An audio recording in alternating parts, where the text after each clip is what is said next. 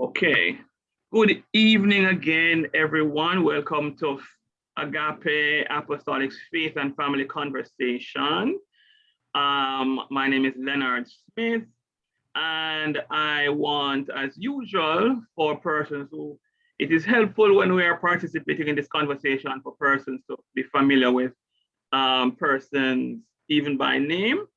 So as usual, we're going to invite persons just to introduce themselves just by saying your name, either where you work or where you worship.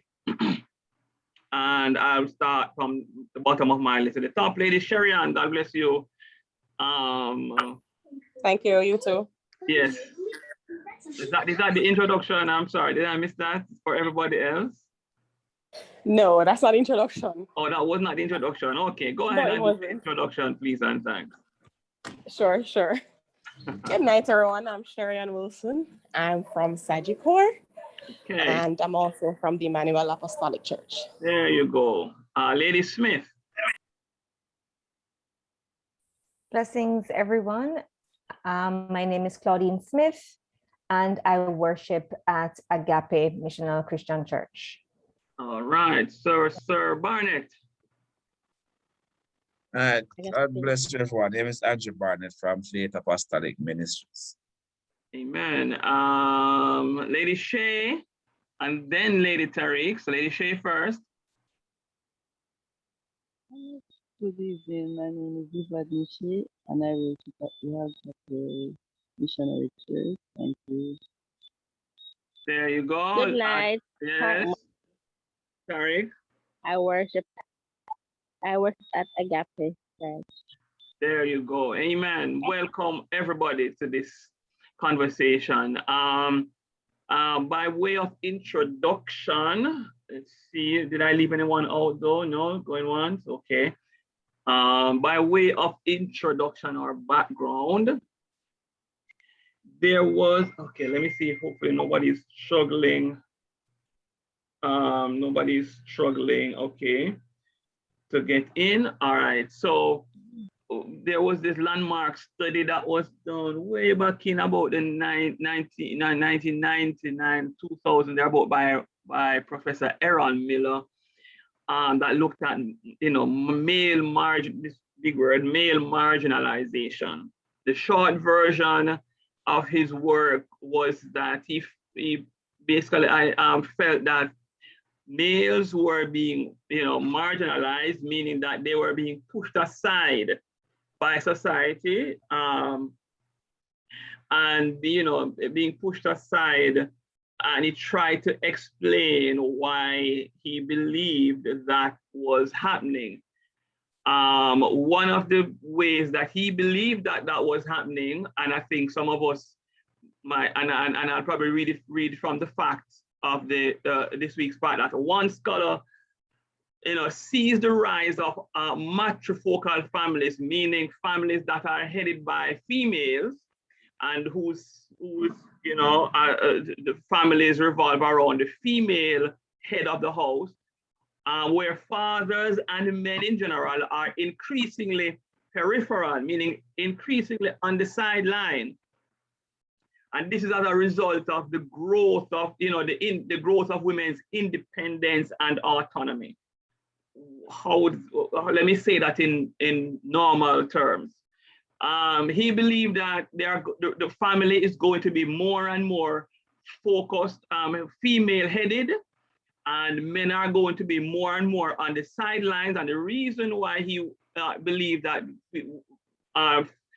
more and more families are going to be female-headed is that as women grow more independent and more autonomous, the males are going to be left behind. That was what he tried to argue. He also argued something else. So that's point one. Point two was that he also tried to argue that in history, men were not being marginalized by women. Men were being marginalized by other men. And that was kind of strange to some people when I heard it the first time.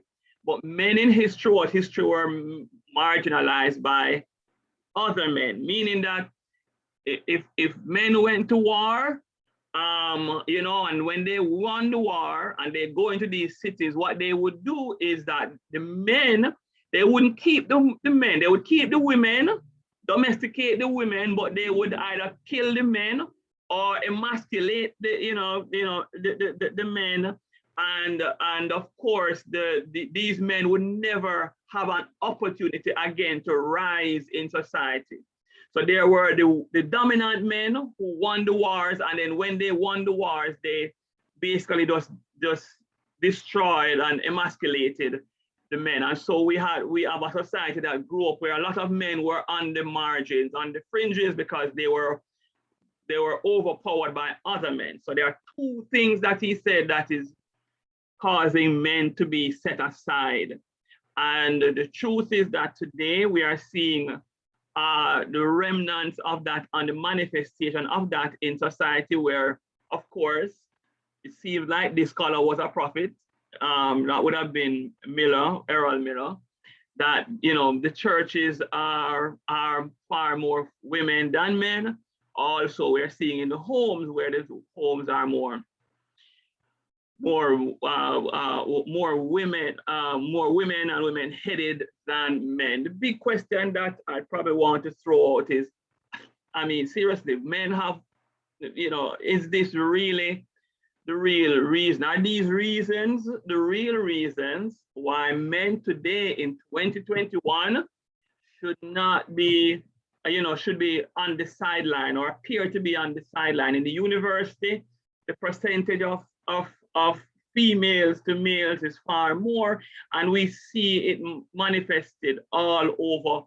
And I first of all want to throw to the group, do you agree that men are being marginalized? In other words, somehow the system is stacked against women. Now, bear in mind that, of course, this is the same society that we're saying that women are being abused, and boy, the men are so wicked that they're killing all the women, and that's what I was saying, and sexual violence. And so there's a lot of talk about women, you know, and women being affected and overpowered by the men. But yet still there is a claim that men are being marginalized, and we're seem to be seen that in society.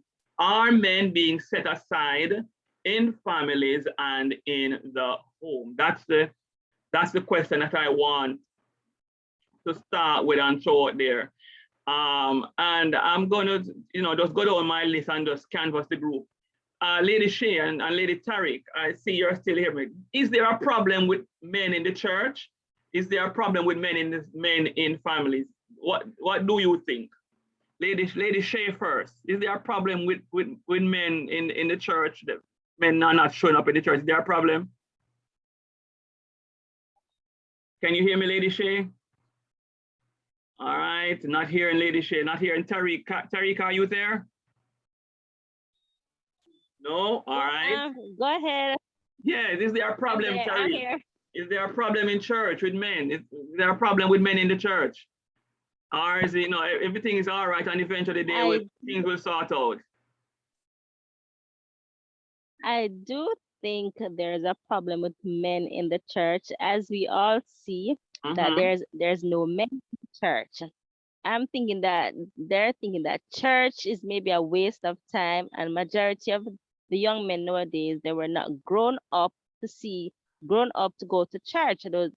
So growing up now, they don't see church as anywhere, as a place significant to attend, because they're saying, sure, from everybody born, I hear that God is coming. They don't really believe in church. They do not see any great power taking place in the church, and also there's also a lack of a father figure in most of the homes, and the men grow up, they become, how should I say it now? Most of them, they were abused. See the mother get abused, so they don't see as such an important place to go, because they're saying, oh, the pastor is also doing the same thing. When you hear it on the news, a lot of pastors do this and do that. So they also see church as being a negative place to go, not really important. So there's a lack of men turning up. Women in the church, we try to reach the men, but if we do not have that particular anointing, or the as persons would say, that particular power to reach individuals, when we minister, it's gonna be like just a dry situation going on. So yeah, I think a lack of men going on, lack of men in the church. The church needs to also wake up. We need to and as the Bible says, sign and wonders should follow the believers. So I also think that the body of Christ should also be exercising that also, with sign and wonders taking place. Yeah. Yeah. Okay. So there is in your mind, of course, there is definitely a problem with men, and I see you highlighted a couple of important things like socialization, how men were being raised, not growing up in church, they don't have a role model, a father figure to model certain things to them. And so some of these things seem to be flagging as root cause. Sir Andrew, well, it seemed like, 1, 2, 3. So it seemed like the men are also marginalized in the conversation as well. I don't know. So, Sir Andrew, your thoughts on is there a problem? Men in the family, men in the home. Is this a real problem, or it is, imagined? Well, blessings again, everybody. I don't know, and I'm gonna try, Sir Smith, and see how best I can break from the rhetoric that we hear every day. Yes. My problem is this. What we say, for example, let's look at the church aspect. What we say that there's that issue, there's a problem with men in the church. Are we talking about the numbers in terms of the ratio of male to females? Or are we talking about in terms of the leadership? Because what I find is, in as much as the females might outnumber the men, you find that most of the churches of the leadership is dominated by males. So, but you brought up a very important point. Don't lose your train of thought. But remember what you said about remember what I said about Professor Miller's study, right? That he felt that males were in fact being marginalized by other males. So that there were in fact males, but males remain in dominant and leadership roles, but males in general were not represented in the areas of society that they should be represented. So my question then is, I don't know if I want to say I don't think there's any system or there's any deliberate attempt so to do. I think it's probably more of a situation where more for males are taking a backseat for what reason I don't know. And again, the reasons are multifaceted. But I think there was, I remember, all right, some time ago, I was listening to a presenter, and in the school system, I teach, I work in the school system. Yes. And some years ago, there was a thrust, as in the problem then was females, the females were the one that were in danger, seemingly. Yes. Okay, because I mean, the males are doing very well, but the females, not so much. Yes. And then society decided, okay, we're going to do more to get our females, to help the females and to bring them up to par with the males. And we have done so well at it now that the males are being pushed down seemingly. All right, so that thrust to say, okay, let's see how we can move the females up the ladder. All right, because they're not doing so well, they're not doing as well as their male counterparts. And steps were taken to that, and I gotta even changes to how we instruct students, all that kind of thing. I know we are seeing the reverse. What I'm trying to make is the shift happens from time to time, but I don't know if I want to say it is a problem.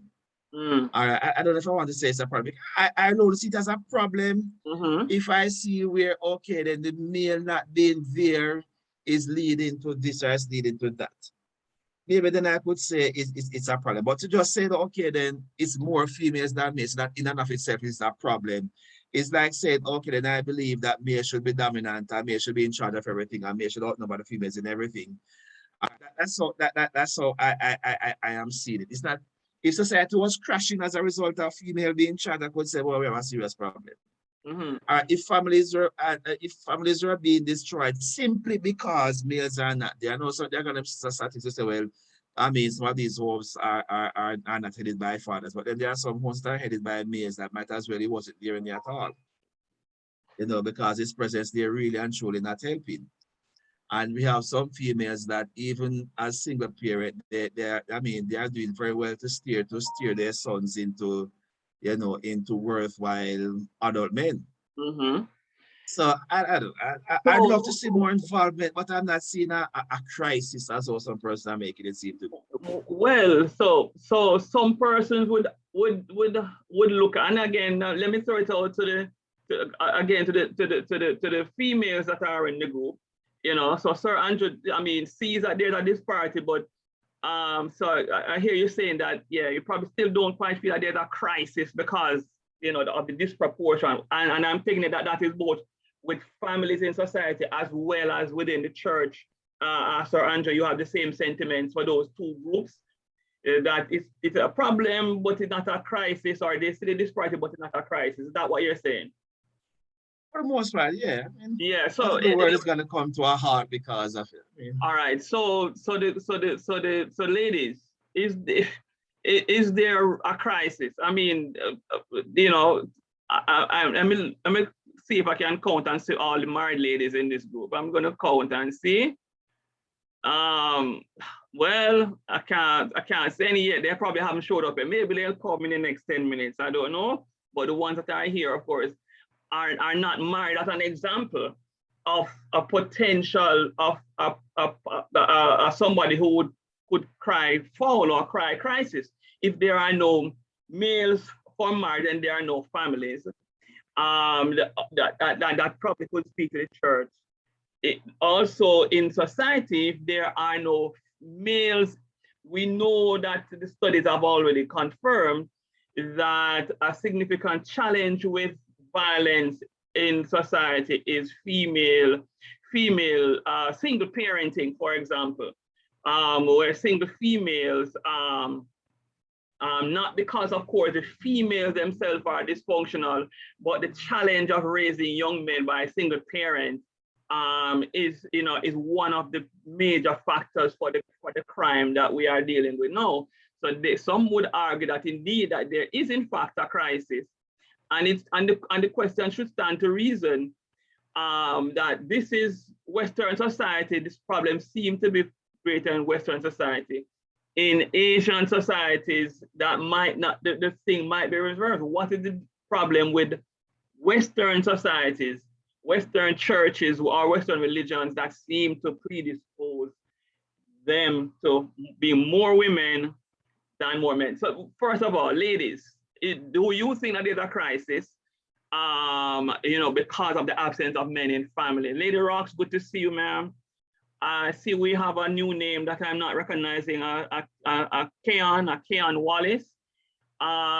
If you are okay with just introducing yourself, just saying your name and where you either work or you worship, that would be helpful. So that we can also, I'll give you free reign to participate in the conversation. Lady Roxanne, you want to introduce yourself quickly? Let's see if you're at work. If you're at work, then you probably won't be able to respond. Hi, good night. Hello, good night. I am not hearing. Oh, sorry. All right. So that sounds like I don't know whose voice that is. If that is Keon's voice. I am not hearing your mic. Oh, you're not hearing my mic. Well. You're not hearing my mic very well. Hello, I am not hearing. All right, so it sounds like you're having some audio challenges, right? And he's dropped out. Sir, Lady Rocks, you're introducing yourself quickly, and then, is there a crisis, Lady Rocks, in the society, in the church, because of the obvious disparity between, imbalance between males and females in the church and in the home? Good night, I'm Roxanne. I would say the crisis is more in the homes and not necessarily in the church. Okay. I'm not sure. I mean, there's a conflict. There are not many men in church. And those men, what I find is like a lot of the men that are present in church, they have a problem with women taking up certain roles and stuff. But I mean, they're there. From what I've seen in churches that I've been, the women have been the active parties. So I don't know. Okay, so you don't really see the imbalance as being a significant challenge in the church, and it seems to be more of a problem in the home than anywhere. I think it's a significant sign in terms of how the enemy is working overall, because even in society, you see where women are more, working up the ladder. You'll find more men on the street corners wasting time, more men in the prisons, and stuff. But in overall, you see the women keeping a more positive stance and stuff. I think it's really representing what the enemy has been up to regarding men. Okay. Anybody else? Is there a crisis because in the home or in church because of the imbalance between male and female? Anybody else want to chime in on that question before I okay, welcome Lady Michelle. See you're able to connect. See Sir Wallace was able to connect again. I hope you're able to hear a little bit better, hear me a little bit better. Sir Wallace, all right, that audio might still be a challenge. Yeah. I'm hearing good. You're hearing me better now? Yeah. You want to just, say your first name, where you work, or where you go to church, whichever. All right, my name is Ken Wallace. I work at Red Stripe, and I go to Emmanuel Apostolic Church in Portmore. Excellent. And a quick one, seeing as there seems to be some marginalization of men in the conversation as well. Your thoughts, Sir Ken, is there a problem in society and in the church because of the imbalance between men and women? I think more female is into the church, and the problem I see with the males is that, for me, male focus coming from a younger age, they didn't have that parents guidance from them young. Okay. So sometimes that hindered them from starting church from them young, and when them actually getting older, them still have that mindset that they don't need to go to church. But if they did have their parents guidance when they were young, like I did, they would have started church, and growing up in church, they would have actually probably still be going. Okay. So it all belongs from the parents. Okay, so it's socialization that you're pointing to. I'm going to come right back to you, Sir Anthony. Just want to mention that if anybody else has any quick comment on that question, is there a crisis because of men being in the imbalance between men and women in church? Anybody else's comment before I get to you, to Sir Barnett? All right. Blessings. Yes, I'd like to say something. Yes, there you go, Lady Sherian. All right, so I think that there is somewhat of a crisis, to be honest. Okay. Because, and I think I would kind of pull it back as to see how best we can address the root of it, or what is that probably would contribute significantly to it. For The shortage of men in the church. All right, so let us say there are quite a number of men in church. All right, awesome. The ratio, however, to women for men is much lower than it is for women. Mm-hmm. I think one of the things that can, be a factor is the fact that in the church, I can a person's being saved. For persons being saved. I'm sorry, let me just try it again. All right, go ahead. No, I'm sorry. Yeah. Sure. So for persons being saved, like let's say for instance, like let's compare a man and a woman. Typically speaking, I'm not speaking now for everyone. I'm just speaking on a typical, level based on what I have seen growing up in church. Mm-hmm. So when it is a case where, when you compare, let's say a man or a woman who comes to church, what I've noticed is that it's easier for the women to, be moved by the word, and boy, them run, come to Jesus and everything, and they get baptized. Okay. And when you look at the membership, then, yeah, man, you have a lot of women. When it comes to the men now, they're more the ones who sit down, and they're more likely to sit down and, kind of go logical, and it kind of a little bit more, time for them to decide that, what, this is it. So usually though, when the men have decided, okay, I'm going to walk with Christ, they have a tendency to kind of, from them make up their mind, from the logical, everything figure out right there. So and they decide that, all right, I'm going to walk with Christ. They usually, I've seen, wouldn't, be more likely to stay. Okay.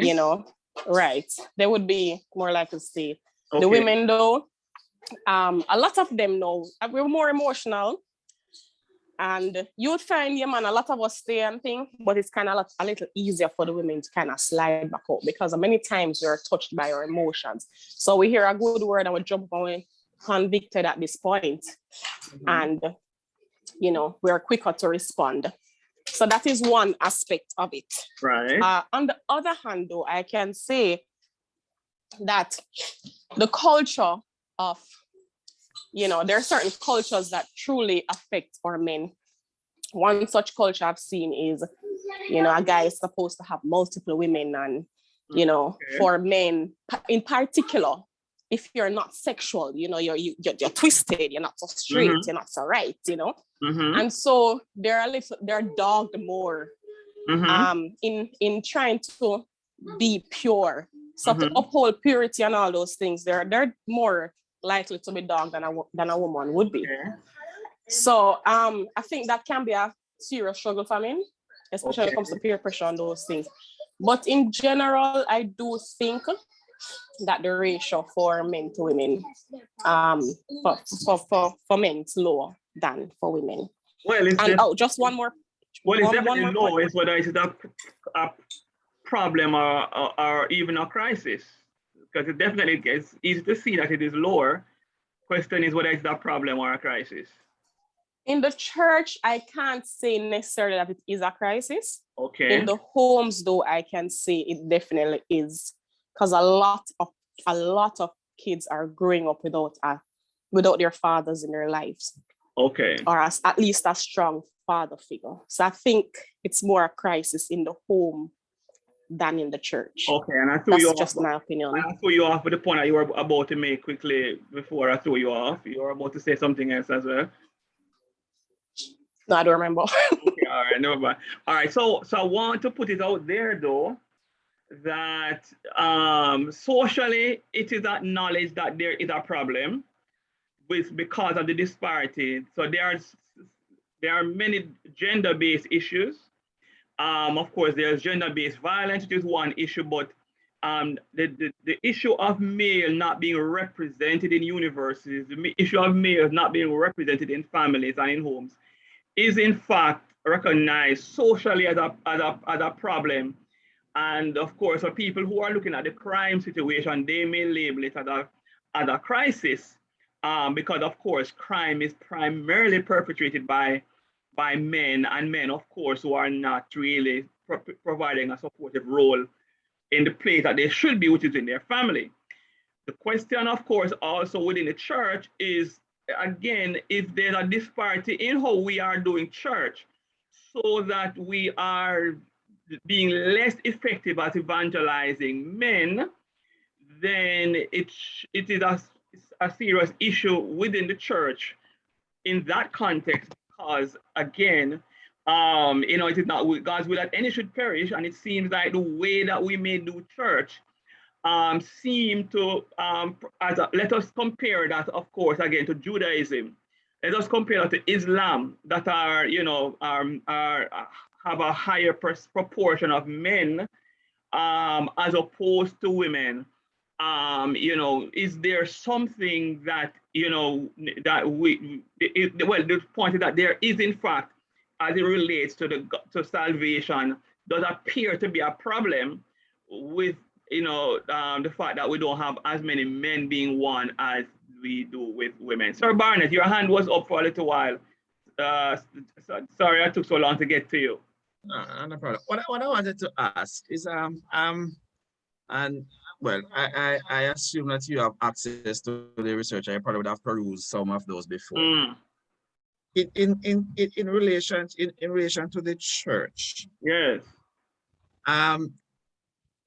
Can we not quantify, but can we like itemize some of the problems that we are seeing because we have more males? Because I'm trying to see, is it a case where, okay, because you have more females, then this is not happening and that is not happening? Because we have less males, then the church is not being effective. Is that what we are saying? That because in terms of effectiveness of the church, it's not meeting the requirements, the standard that God has laid out for the body? Is that addressing that because you have more females there than males, then the church is not fulfilling its role? Is that what you are saying?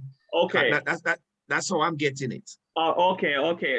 Well, so to that point, it is not necessarily. So there is a concern within the faith, right? That there are, because of the disparity in terms of, again, what is the mission of the church? The mission of the church, of course, is to win, of course, the lost, and to disciple them to maturity in their relationship with God. So if we look at how the church is effectively effecting its mission towards one particular gender, some folks would be raising an alarm to saying, but listen, what are we missing?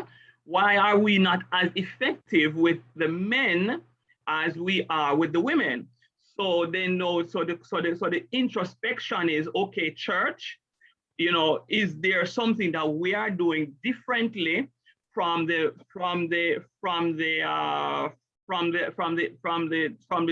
Judaisms, from the Islam, that is causing us to be less effective, and of course losing more men to sin than women. So that's the question. That is the primary concern that tends to recur in the document. How are we feminizing the church? Why are we doing church in such a feminine way? Because of course there are some elements there that have a far more emotional appeal, and church has been flagged. In particular, the Pentecostal churches have been flagged because of their seeming tendency towards a greater feminine appeal in how they evangelize, in how we worship, than it is to male. So that's the response to your question, Sir Barnett. There is a perception that the church is somehow deficient in the way that it evangelizes and the way that it disciples men as opposed to women. Well, just checking those, Sir Smith, and I see Sister Michelle Hans. I'm going to give her a room. Yes. Is there, I'm not aware of any, I don't know if is there a similar concern in those cultures that is, I said like the Judaism that is male dominated? Are there concerns being raised that females are not as involved, or it's just, they just accept, okay, in our society, that's just how it is. So we are just fine because that's how our society, it has always been that way. Right. And So I would love to know if they have that concern there, because I would hate to, well, I would hate to think that we Christianity, all right, we'll get back to the, well, I don't want to say get back, but I don't know if anybody will be comfortable with church in the Western world going to a stage where, as some persons are proposing right now, female must be must shut up in the church, and it must be male dominated. And the female, yes, you're welcome to attend, but you just need to, I mean, it's about us, the men. Right. It's all about the men, all about the men, all about the men. Is that what we want? So, because in the one hand we are saying, females are not getting an equal role. All right, and females need, we need to see woman for one other kind of stuff. And at the other hand, we are saying, but the males are being marginalized and they are being pushed back, and that's the contradiction in my mind. So what do we want? Right. So what do you want? You want female to rank to the center? We are complaining that males are being put down. Right. So well, to just to respond quickly before I come to you, Lady Michelle. So I think there is an expectation that because we know within the Christian doctrine that God created men and women equal, different but equal, that there is a real expectation that not that it should not be going to back to Judaism, because of course that would be a patriarchal society. And by the way, there may not actually have been, there wasn't a disparity, in Judaism in terms of more men than women. In the worship, you would see more men because, of course, a patriarchal society. But the women were there because they were actually, the household, the family units were maintained. And so the women were, in fact, also are Muslim. Right, and so in fact, what they have is not a more men than women. What they in fact have is a balance, except that the women worship in a more discreet way. So I think Christianity have an expectation of that balance as well. Not, of course, and a balance in such a way that the women are not subjugated in the same way that they were back in Judaism, but that they are fairly equally represented before the Lord. Because the fact of the matter is that if you have more women in church, it stands to reason that, of course, more women are going to be saved, and in heaven, of course, more women are going to be represented. And again, the question that folks are reflecting on is there something theologically that we may be missing in our worship culture, that we may be missing, that may be predisposed in our churches? So, and some folks, in fact, do concede that they feel that there is, in fact, that challenge, and it does create that concern within the church. Sir, Lady Michelle. Bless the Lord, everyone. Yes, ma'am. I'm taking note of what Sister Roxy said, where she said the male should be more in the home, as what also Sister Sherry had said, we're cultured. And I am listening to what Bart is saying, as is that we're saying that there is a shortage because Christianity itself is defected. All right, what I am looking at and what I'm hearing, we're knownly saying right now is that, one, men are who their mother makes them. That's what I'm hearing world renowned saying, right? So if it is that men are who their mother makes them, right, and the mom are the single mothers in the house, and 90%, I wouldn't say 90%. Let's put a margin. 60% of Jamaican women go to church, are leading the Sunday school, teaching the Sunday school. They are there, and they have been carrying their sons over the years to Sunday school or Sabbath school or all the years. Why is it that when they reach a certain age, they throw that away? They don't want to come to church anymore. They want to be a part of the world. They want to mix with their friends. Is it that you're saying in our faith, as in how we're cultured in our faith, the females are the ones that are causing this to happen? That's the question. Oh, okay. Well, interesting.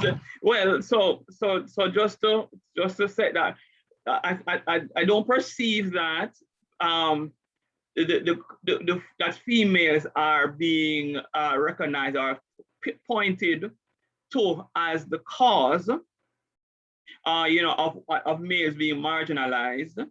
As the Miller study showed that, the primary marginalization factor for males are actually dominant males. That's really what his study basically saying, that dominant males are the ones that that end up marginalized, historically, marginalized men, and then of course he seemed to be suggesting that with the rise of women being more dominant, a man now really can't, he's not able to farm, to raise family, and so not being a patriarch in the home, he's not able to have a wife and children, and so the women now have to now stand up and become independent and that sort of a thing, and so that marginalization seemed to have remained. So that's really causes. That's really what they're pushing towards the causes, huh? But they're pushing that, but the reality is not so, sir, because guess what? If it is that you're going to check the culture, as our sister was saying, culturally, it's in the Black race or in the African American races, they have made, as in world-renowned technocrats, have made a distinct effort to marginalize the male. They're sending them to prison. They're giving them less education, and they are definitely pushing the females to be more independent and the males to be less. So they will always try to separate the family where they can control. That is a statistic. No, I'm sorry. You'd have to go to find that statistic. But I'll lend you the books, sir. No, but I need to be clear still as to what the point that you're making. That that society is again setting aside the men by sending them to prison, etc., etc. I'm sorry. Make the rest of that point. Okay, that's what I'm saying, in the African American or the Afro, all of us that we're seen before, where through the time of slavery, yes, the male itself were, once if they realize that they're strong, they would be the ones they will use to reproduce more, and then they would the trauma of all of that is also added in. The next step is to control the female by now in the modern life that we're living, the modern age that we're living right now. To control the female, they'll give her more power to dominate the man by putting her in the independent role. And she's stepping away, leading the family.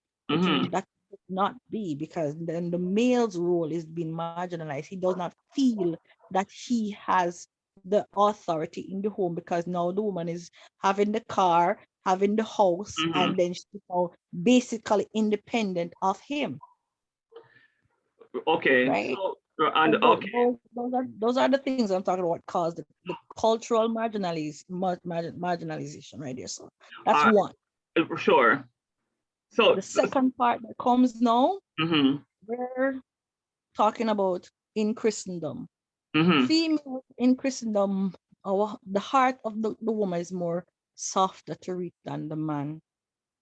If it is that you are having trauma and emotional, and you're not being given a room to deal with it, such as you're angry, you're frustrated, you don't know how to speak your mind and be heard without losing your temper. Those things will also put you in a box. So the female is always talking, and the female is always letting her feelings be known. Society on a whole accept the woman who speaks her mind more than it does for the male who would speak. If he's crying, they say him too soft. You need to toughen up. So yes, the marginalization comes from the family, it comes from the culture. But for to say that it is in the Christendom because of how the culture we have right now, have a little bit of issue right there. No. So remember that we're talking about two groups. So the study was not done within church. The study was done in society. So Miller's study really was focusing on society, right? Okay. And so his point is that within society, males are being marginalized by historically by more dominant men. And so that's how we end up with the disparity within the family. Within the church, it's a different scenario, and where the literature seems to be tending to is how we do church differently, right? And the way that we do church, as we say, it seems that persons feel that the appeal to salvation is primarily an emotional appeal. And so clearly, if it's primarily an emotional appeal, you're going to get more people who are emotionally inclined. The question is, is it really more of an emotional appeal than it is actually that it does make sense? So in other words, in church, most persons feel that there may be a way that we tend to, in the 21st century in Western cultures, do church that might be a little bit more inclined towards emotionally biased, and of course by prejudice against how males. But here's also the question, and I don't want to lose that before we leave here, that the socialization seems to have come up as a factor in terms of men not being brought to church. But wouldn't the girls also be brought to church as well? So if a mother had her children, she would take her children to church. So why is it, I get a sense that some folks believe that boys are less likely to be taken to church by their, is that the sentiment that I'm getting?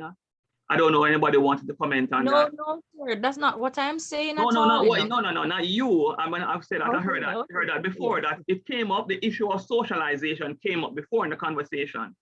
That how we were raised, how our boys raised. The way that boys are raised differently seem to predispose them to being against church. Is that also a part of the problem that we probably have to look differently at, so that we can raise our boys differently, so that they may love God more than from an early age? Is that a part of the problem? Do we think? Yeah. So one of the things that I have learned and see with my natural eyes were two parents, mother and father, is in the home, right? The male allowed the mother to take the role of both caring for the young man as well as for caring for the female. And this is the problem. While she would say to him, okay, we're going to church, he would send the children. Right. And this is the things that happen. As soon as the boy reached teenage, as in reach like 14, 15, he starts to follow daddy's footsteps. That's right. So the problem that we are trying to look at here is, why is daddy behaving like that? Why why is daddy, again, when it comes to God, why is he more likely to send the wife and send the kids, and he is what is absent within the gospel, what is absent within church, that predisposes men to be more resistant to the facts than it is for women. That's the marginalization effect, it would seem. So is there a response to that? Why are we as men more likely to just kind of send the kids, and that church is for the kids and the wife, but it doesn't seem to resonate enough with me? And any of the men in the group want to respond to that? Well, Sir Smith, I don't know, as as the discussion goes on, I'm trying to organize my thoughts, because I'm hearing a lot of things now that I probably didn't give much thought to. But you see, I think a part of the problem, and this is just my opinion, I think a part of the problem is I remember when I the first time I went to apostolic church, and the message that I want to say the message not from the pulpit, but from another male. They see it's almost as if church is a way out of, you know, in terms of your economic state. Right. So if you want to advance yourself, then you know you go to church, but you go to God, man, and God will bless you, and you will get this and you will get that and stuff like that.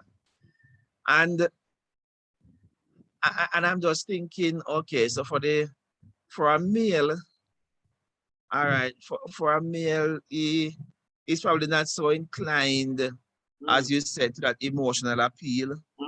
All right. So listen, it's not that I don't trust, that I don't believe in God, but listen, I have to go to work.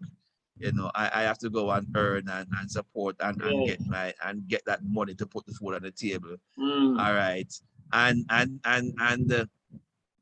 this concept that you have that, oh, just by believing, then this is gonna happen and God is gonna drop manna from heaven.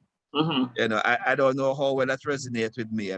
Right. And so, because I find that those who don't go to church, that they don't believe in God and they don't think that God is and God must be worshipped and stuff like that. But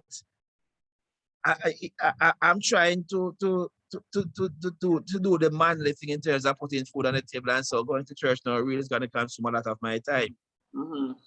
All right, where as a female, all right, a female might be inclined to say, you know, I'm just gonna trust God that God will and God will do that kind of stuff. But the male is like, you know, that's all good and well, but guess what?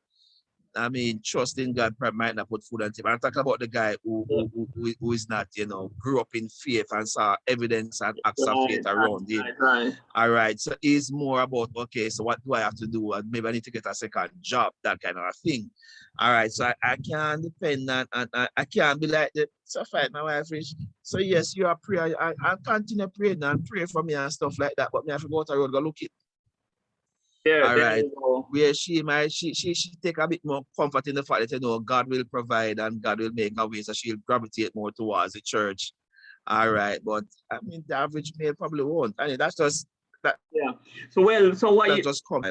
Yeah, but so what you're just pointing to there again is a difference between how, you know, the gospel is and the message of the church, the experience. So based on what you're saying, it does appear that, of course, if the message is trust in the Lord, trust, of course, the relationship component, and it does seem to have a more stronger emotional appeal than it is an appeal of an appeal that empowers men. So it seems to be it seems in a sense to be disempowering because it says trust in God. And women are more likely to want to be able to be inclined to trust in that, whereas men are looking to be empowered so that because again, the nature of men is to actually, leadership labor based on the biblical model. So it does appear that there is a slightly more emotional appeal to the message or how the message is communicated, as opposed to, for females as opposed to males. Let me give you a comparison.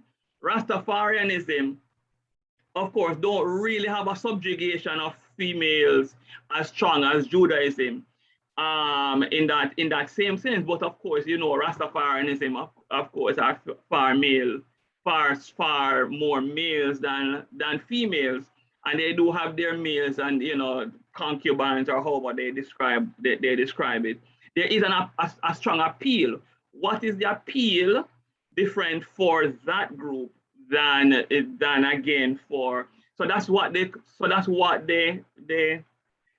elders, pastors are trying to hone in. What is that the strength of that appeal that we tend to not be representing as effectively?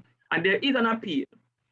I'll advance the appeal. The appeal is that men are far more drawn to what I would probably call a focused cause, in the sense that there seems to be a clear cause, almost an existential threat is involved in this cause. So Rastafarianism is, of course, very strongly about the African, the Black African, the Pan-African. And, if we don't rise up and defend our God, then the white man, God is going to come and take over. So there's a cause that they can resonate with, that don't require the level of emotion, that they can see that it in a very direct way that this means life or death for me.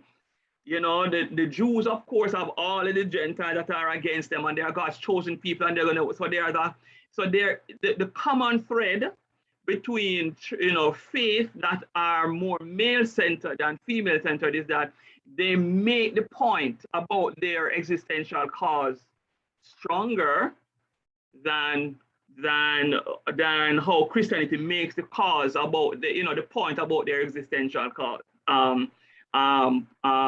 Cause. And if we need to, what needs to happen is that men, again, the cause needs to be very clear. That listen, there is in fact a real threat to your life and to your family if you don't recognize Yeshua, if you don't recognize Jesus, if you don't humble yourself and serve him, you are going to die.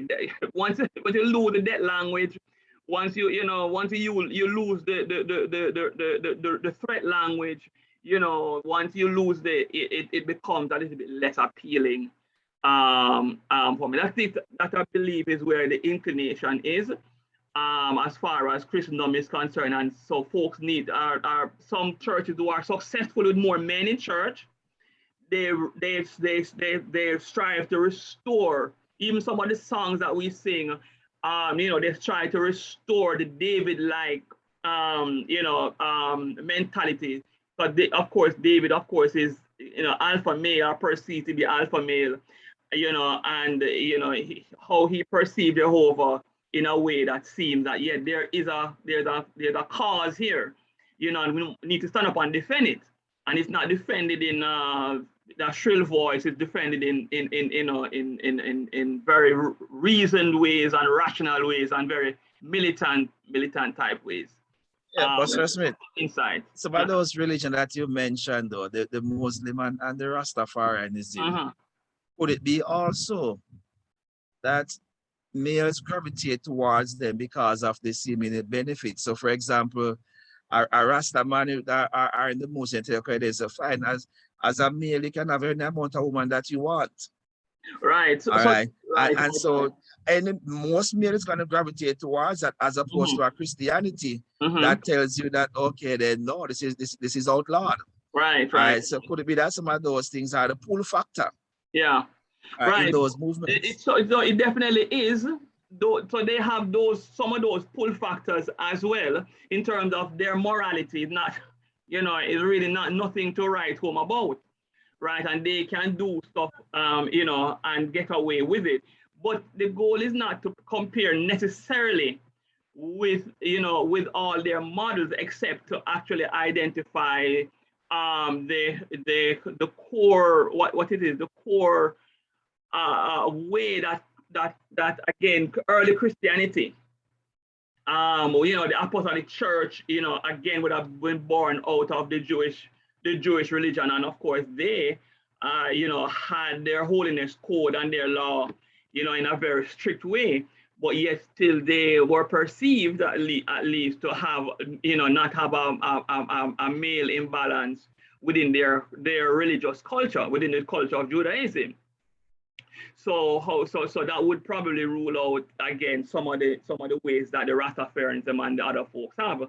So there is, outside of the moral flatness or looseness, that's something that is more effective. Men, of course, again, are more effective with the rational argument.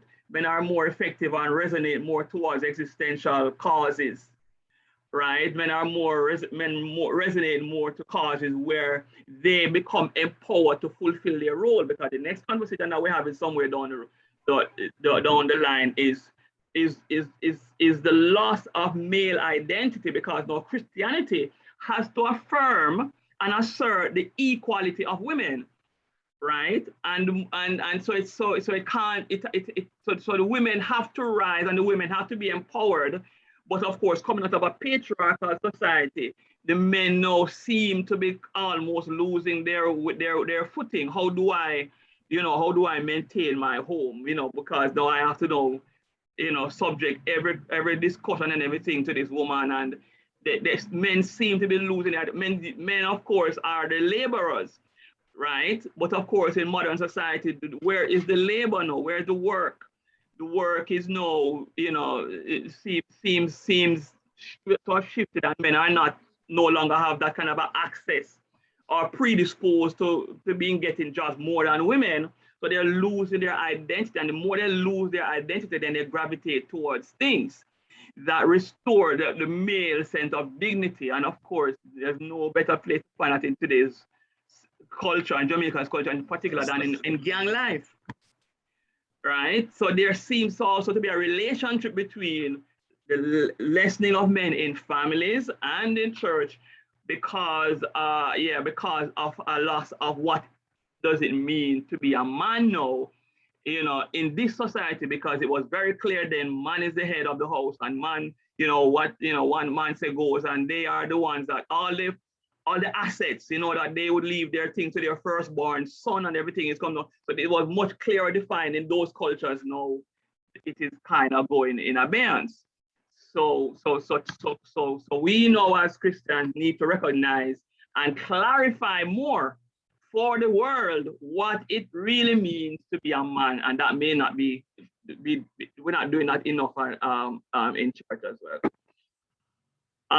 So those some additional thoughts. But the problem, based on what I'm hearing from the conversation here, though, are some issues that definitely exist. Whether it is with socialization, how the boys are being socialized, the fact that, of course, Tariq pointed out, of course, just simply does not have enough men in church. It does create an issue then with forming families and put pressure on women in a way that it imbalances the model that is expected.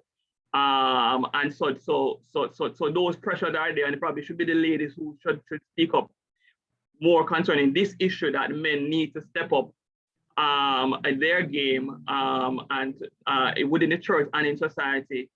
But I hear that it is because church is still moving on, that it might not be an existential threat.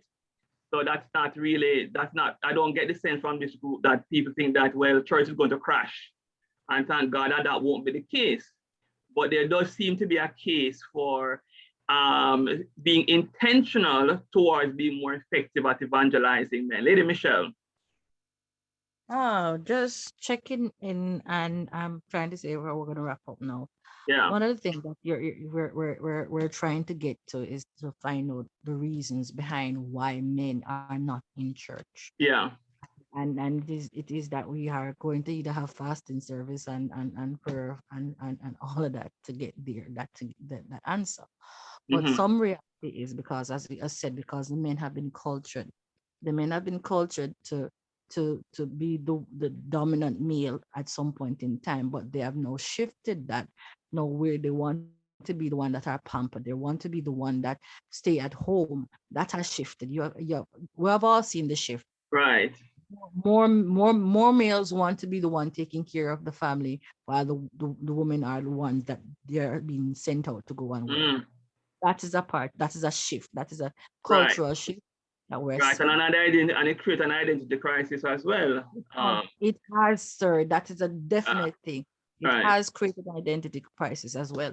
So back to what Sister Roxy had said, it is we need the male to be in the home, deal with the crisis first in the home, and then with prayer, all the things that should be in line. Because if we start by the family standards, if we start by the praying together, if we start by the men and the women actually doing family together, then our society and the issues that are now facing us will have a change.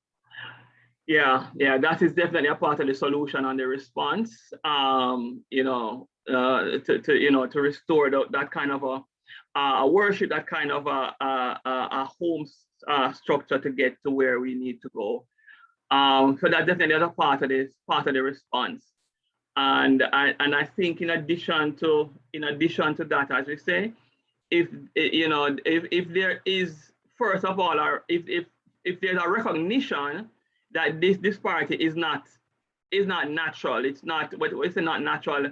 If it is accepted that this is okay, well, then there won't be a problem. You know, more women in church is really what is expected.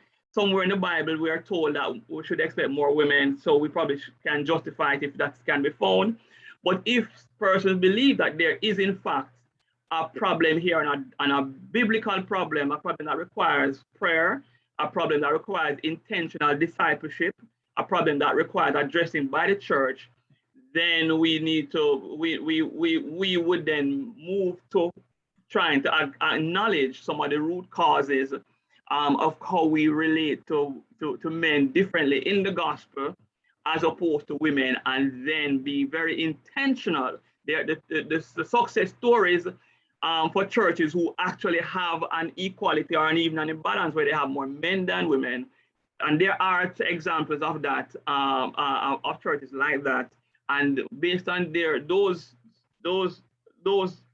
case studies, the elders are very intentional about making the experience of church more, you know, a little bit more balanced, both with the worship in terms of being, you know, the emotional component, because both men and women, based on our last series of Bible studies, are both emotional and intellectual, and so it needs to be both a strong balance of intellectual and emotional hooks, as well as, of course, the cultural ways that men interact, men bond together, men connect with a cause that is, you know, almost existential, you know, and connect with things that empower them to be there, who they were biblically designed to be, which again is to model and to reflect God, and of course to be the, you know, to labor, to serve, to do.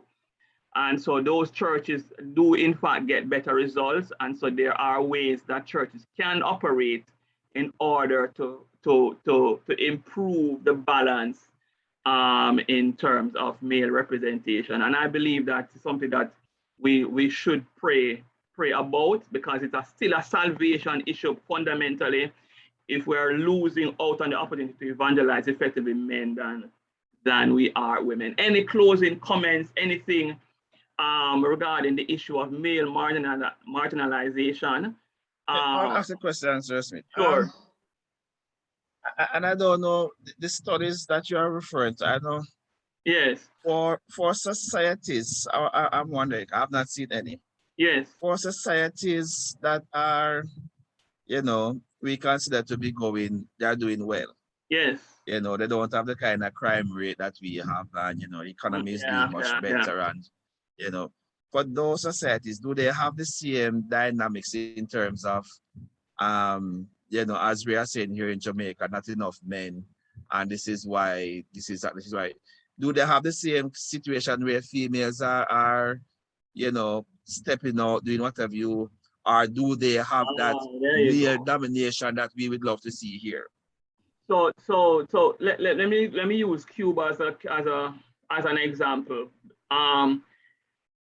Cuba has a balance because how their system works is, you know, the communism is a different culture to complete. And so it basically, both men and women are empowered in the same way, because the men really don't get to work and the women don't really get to work unless they are given the opportunity by the leadership of the country. So there is that less of that imbalance in that particular culture, and the men, of course, have the opportunity to be more represented in their homes, as well as the women. So that's I don't know, maybe that would be considered an extreme, because of course it's communism, and so it's very difficult to us to compare free society with communism. With free society, the Miller model is tending to work more, because again the dominant males, when they get there, you know, because of the ego, because of the stuff, and of course historically they are the ones who would more likely give opportunities for women because they feel less threatened by the women, and so the disparity is more likely within those kinds of society. right? So if you go to so Japan, of course, is a different, but it's a free society as well.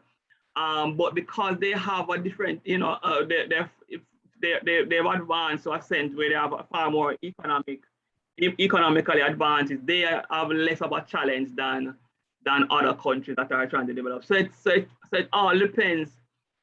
So there are societies where the balance is, you know, is not as strong, but the factors are unique. Whether it is communism, whether it is their economic situation, whether it is their history, that might be different. And so you'd have to study them separately to get a better feel as to really what is that core thing that, you know, that helps them. And if we in our culture would be willing to accept that in order to correct the problem. I don't know if that makes any sense. All right, but different societies and different cultures do have different dynamics that can correct the problem, but that might still not end up working for this particular society, and certainly not for the church, because the church, of course, is looking for a theological model to use to correct the problem. Amen. Anybody else?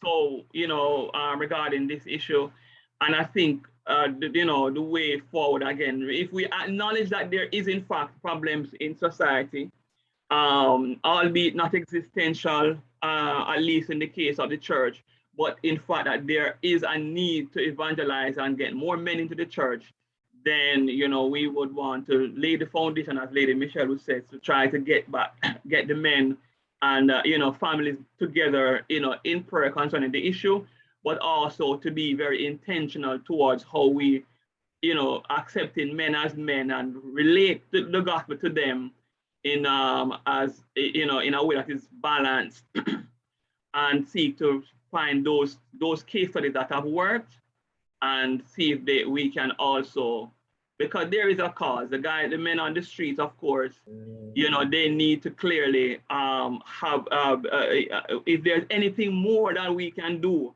to influence them, if there's anything more that we can influence the father who is sending his wife and his kids to church, but he's staying at home, if there's something more that we can do to get the gospel to resonate with them, you know, where they are at, you know, in how they think and how they reason, we need to take the time and be very intentional towards this. Closing comments, sir. Yeah, so you know, I'm just thinking, because a lot of thoughts are just flying through my head. We want the male to kind of rise up and, as we said, take his position in society and that kind of thing. And I just want to mention about socialization. Yeah. All right, and I know we are basing this off the whole Judeo-Christian concept. Could it be then, all right, that the very thing that some persons are probably fighting against now are lobbying against in terms of how we raise our boys? Could it be that we might have to go back to the days or where, just like in the Bible, the male, from the male son, there was just this specialization, this focus on the boys. All right, so a female can have as many children, but she don't have a son. It's as if she don't have any. All right, because we see in those societies where, okay, then there was this focus on men that, I mean, from boy stage, I mean, the inheritance goes to the first son, even if you have a daughter before. Right. All right. Do we want to go back to that stage? No. We are going to put back that focus on our sons and our men. And also, this man, you are the leader, you are the head, you must rule. All right. No. Female should not have the upper hand. You know, this is my son, this is the prize. Because that is what the whole Judaism thing is kind of like that.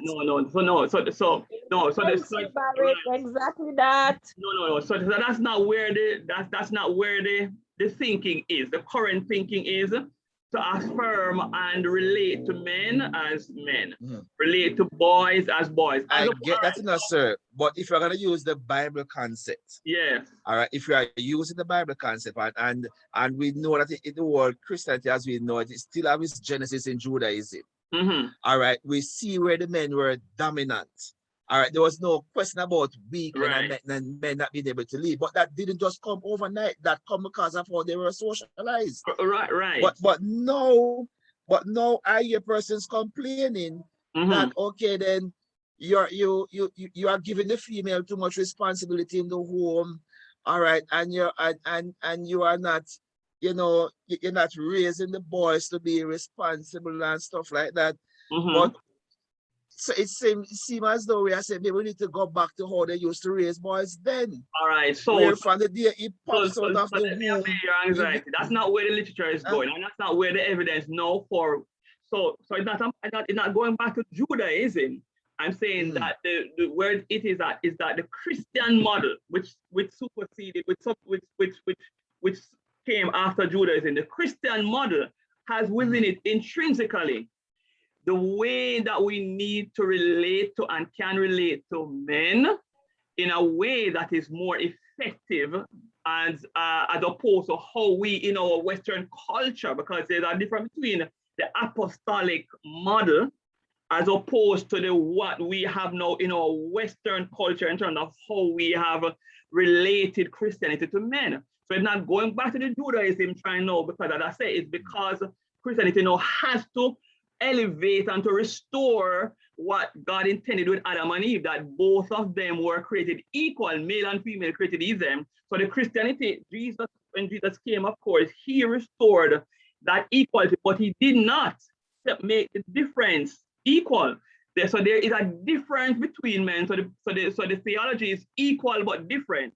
So society now, the trend of society is we need to stop letting girls play with dolls and boys play with cars. That's where the trend in society is. And so, of course, it is removing the foundational concept of difference. And so that's how we're also having gender issues. The root of the issue, again, is to restore gender identity. And then when a man knows what it really means to a man, that your identity is not contingent upon how much money you have in your pocket and who you can rule over, as in dominate, and who you can lick and slap and then kill yourself afterwards, but that your identity is in modeling and the discipline that comes with that. Your identity is in labor. Your identity, in other words, restore the biblical model, not the Judaism model, but there is a doctrinal model within Christianity that is when they restore that, when they restore the identity of the men, then now the men become empowered in a way that is allows them to attract other men in that way, rather than, again, the imbalance. Yes. I know, trying to wrap up, but from just a cursory look, from maybe a cursory observation, even within, and I'm talking now within the New Testament context. Yes. All right. Can we really say that there was an equality in terms of male and female, or is it even within the New Testament church, it was accepted that okay, then it's the females you have your role, not gonna then that you have your role. Yes. But the males are expected to dominate. The males are expected to, be at the helm. All right, can we? Yeah. Yes. And that's it. So for most persons, I mean, others might see it differently, but for most persons, we tell you that, but even in the Bible context, there have always been that disproportionate, and I don't want to use the term favoritism for males. Exactly. But it said that. So I'm wondering, you're saying to restore how God intended. I'm being honest with you, sir. I don't know if I can say that God intended for there to be equality of roles. My belief, right? And I think that is what the Western society is not having a problem with, because we are trying to use the Bible to instill something that never even existed in the Bible. Right. All right, because we never had that, okay, female, that kind of thing. But now we are saying, we want to bring back the male bring them back to that place where, guys, you are the one supposed to be in charge, not the woman. Is that what we are saying? You are the one to be in charge. Why we have so much women, doctors and lawyers, and it's the men that should be there. All right. So we are trying to do that. All right. But I'm saying, in my opinion, sir, the way to get that done, the way to bring back that balance, is not just the simple stress that, okay, then, males, you should rise up. And we have to socialize them. Probably indoctrinate them even. All right. So let's not conflate two things. The one thing is, what is the model first? To be very clear. Exactly. What should it be? So it's not Judaism. The model of Judaism is not the model, because the Judaism model again is still patristic. You understand what I'm saying? But Jesus, what's wrong with that, sir? If you don't, what's wrong with that? I mean, yeah. So when it's what's wrong with it? So let me clarify what patristic means. Patristic within the Judah, and again, it's not no. Because remember that the church during that time, it was not something that was it was a cultural thing. Let's put it that way. So the cultural model was male patriarchy, right? Now, what came to be a problem? So it could work, just as how slavery also was really a normative part of Greco-Roman culture and also Christian culture as well. So the Bible said, if you can, but it really does not, like this is a sin, therefore. So those things were there, and they can work if, again, the males remain faithful to God, so that they must love the wife who they have been given authority over. And of course, if the servants and the masters are not, exploiting their servants, it in fact can work. And so those cultural models are not necessarily sinful or bring down the kingdom. The problem that came about, of course, is that it is still not the ideal cultural model, because then it got sin to cover over, and then men started to abuse their roles even within the church. It became a problem, and so God had something had to be done in order to relieve the oppression and the abuse of women. And originally, again, it is accepted that in as much as the culture was patriarchal, it is still accepted that that male and female were created equally, and women also were created to have dominion, so that it is not wrong for women to be in leadership roles. What it means is that the men, however, are designed differently for that particular role as opposed to females. So it's not like either is wrong. It is just that when one begins now to lose their identity and that role, then they become, again, they're not in leadership roles, because the women have to be empowered. Then the men seem to be losing their own identity within the context, and that now needs to be, again, intentionally restored. We have to communicate effectively to men that their role has not changed, and their place in the family is still a place in the family for them.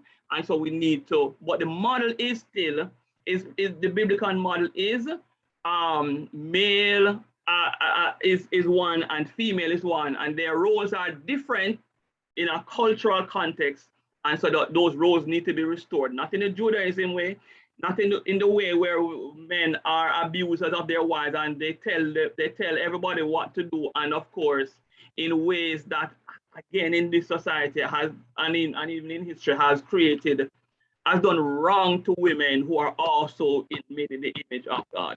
So it needs to be restored in a way that women are not subjugated, are not abused, but men also have asserted their reflection of the image of God, and that they are asserting their role as persons who model God for their household. And whether they are bringing in money or not, they model God and they give guidance and instruction based on that. And that's what needs to be restored, if that makes any sense. But I think when we have the conversation on gender identity, we probably pick up on some of these things, because I think that part of it, the root of one of the roots of the issue that we're having is to try to clarify. So I'm going to try to see if we can, in that conversation, try to clarify that a little bit more, Sir Barnett. so that it is very clear what that should look like in a apostolic male identity should look like in a 21st century. And if we are able to restore that within our churches and communicate it effectively, even to the men in the world, that they don't have to have a job to be a man.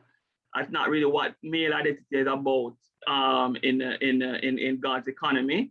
Then we, they can, when we restore that, then they're more likely to get the job than not. I have to communicate that to the female as well, because some of these things females expect, some of these roles, females is like, okay, you have a job, you're less of a man. You're not working at bringing anyone to the house. So we need to start re-socializing our female as well. It should be communicated to the church. It's the church that needs to appreciate, the church that needs to appreciate both male and female, that needs to appreciate that role. And in clarifying that role, then you will find that women are more likely to get their needs met out of this man who does not feel that he's a wimp, psychologically, because he's not, but he's asserting his role, as made in the image of God, and is designed to function in a certain way that commands respect, right? That commands authority, that commands a dignity within his family, regardless of certain how Western society may impose on what men should look like, or what there is in fact a biblical model that we can explore a little bit more in the whole conversation of what does it mean to be a man, what does it mean to be masculine. Lady Michelle, I would take your hand, that's 3 seconds. Two words. Integrity for the man, integrity for the man, and responsibility. Simple. Two good words. Two good words. All right. So we will explore that. But there is, at least for this conversation, we want to at least recognize that we are talking about this issue without just sitting there. It's almost as if passive. It's almost as if it's accepted. Okay, well, there are going to be more women in church than men. Let's move to the next thing. No, I think that we need to be very intentional about recognizing that this is in fact not okay. That that more men can in fact be saved if we make a much more, because we are seeing where some things are a little bit biased towards female in how we do church, and we can top that up and balance that equation a little bit better and flesh that out. So God bless you all. Thank you for sharing. And we look forward to seeing you again next week. In Jesus' name. Thank you. Open your mics and just greet somebody. Make somebody feel good to have been here this evening. Sir Barrett, Sir Wallace, Sister Roxy, everybody, the Lord bless you. Bless you all. Take care, folks. Thank you, Sir Ken, for being with us this evening.